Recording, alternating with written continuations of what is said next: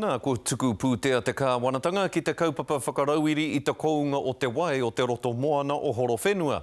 Tata ki te kotahi miriona tāra te rahi o te pūtea, kua tītari hia atu ki te kaupapa te mana o te wai.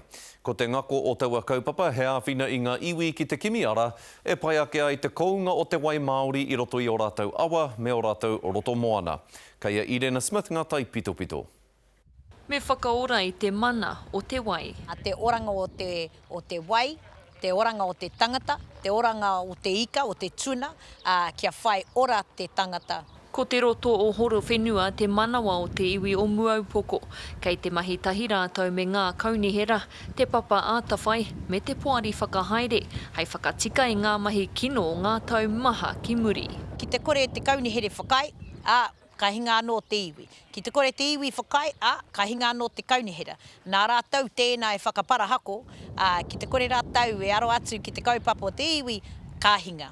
E hia ana te kāwanatanga kia whakaora i ngā roto me ngā awa o te motu, engari e kore e taia i te wā poto. The fundamental problem here is that nutrients have come both from the town sewage scheme and from adjoining farms for 40 years. It takes a long time for that to transition out. We may need to be back, but this is a very important first start. 5 miriona tāra te rahi o ngā pūtea i whai e te Pāti Māori kia mahi tahi me te kāwanatanga.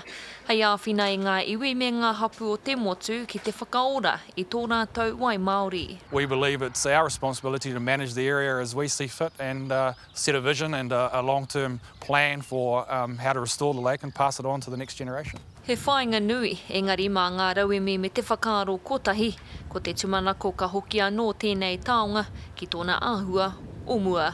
Irena Smith, Te Karere.